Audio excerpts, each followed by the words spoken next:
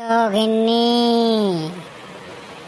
ছেলে বিয়ে দিয়েছো 3 বছর হয়ে গেল, কই বাড়িতে তো একটা ছোট বাচ্চার আওয়াজ বা কান্নার শব্দ শুনতে পাচ্ছি না। তুমি কি বৌমাকে কিছু বলেছ? আমি ওসব বলতে পারবো না, তুমি বলো।